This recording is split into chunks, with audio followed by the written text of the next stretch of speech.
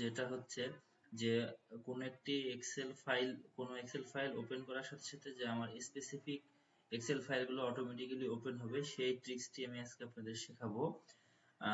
শুরু করার আগে আপনারা যারা এখনো আমার চ্যানেলে সাবস্ক্রাইব করেননি তারা দ্রুত সাবস্ক্রাইব করুন এবং বেল বাটনে ক্লিক করুন যাতে আমার নতুন নতুন ভিডিওগুলা আর লেটেস্ট আপডেট পেতে পারেন। তো চলুন শুরু করা যাক। তো আমরা যদি কোনো ব্ল্যাঙ্ক এক্সেল ফাইল ওপেন করি তাহলে ওপেন করার সাথে সাথে যাতে আমরা স্পেসিফিক কোনো একটা ফোল্ডারের স্পেসিফিক ফাইলগুলো অটোমেটিক্যালি ওপেন হয়ে যায় সেইটা কিভাবে করব সেটা আমি আজকে আপনাদের দেখাবো। তো আমি একটা ব্ল্যাঙ্ক এক্সেল ফাইল ওপেন করলাম। ওপেন করার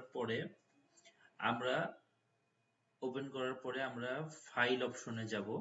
ফাইল অপশনে গিয়ে অপশন নামে একটা বাটন পাবো, সেটাতে ক্লিক করার পরে আমাদের অ্যাডভান্স অপশনে যাব। অ্যাডভান্স অপশনে গিয়ে স্ক্রল করে একদম নিচে চলে আসব। নিচে চলে আসার পরে জেনারেল অপশনের ভিতরে একটা লাইন লেখা আছে add startup open all files in. এখানে আমরা যে ফোল্ডারের ফাইলগুলো আমরা একসাথে ওপেন করতে চাই সেই পাথটা আমরা বসিয়ে দিব। তো আমার এইখানে যে পাথটা আছে সেই পাথটা আমি কপি করে বসিয়ে দিব। কপি করে বসানোর পরে আমরা যখন ওকে করব আমাদের এটা সেট করা হয়ে গেল। এখন আমরা কেটে দিই।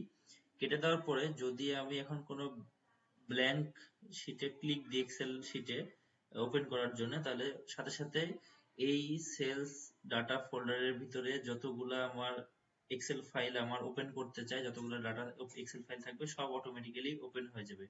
এই পদ্ধতিটা আমাদের টাইম বাঁচাবে। যদি আমাদের হিউজ এক্সেল ফাইল ওপেন করা লাগে দিনের শুরুতে তাহলে আমাদের এটা টাইম বাঁচাবে।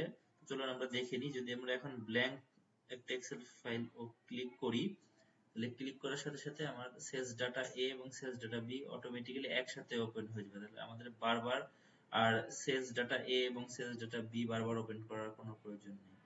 দেখুন আমার এই যে সেলস ডাটা এ ফাইলটাও ওপেন হয়ে গিয়েছে এবং তার সাথে সেলস ডাটা বি যেটা সেটাও আমাদের অটোমেটিক্যালি ওপেন হয়ে গিয়েছে। তো এইভাবে আমরা খুব সহজেই যদি আমাদের একটা হিউজ আমাদের যদি অনেকগুলা এক্সেল ফাইল ওপেন করার প্রয়োজন হয় দিনের শুরুতে, তাহলে এই পদ্ধতি অ্যাপ্লাই করলে আমরা খুব সহজেই আমাদের সব এক্সেল ফাইলগুলা এক ক্লিকেই ওপেন করতে পারি। ধন্যবাদ।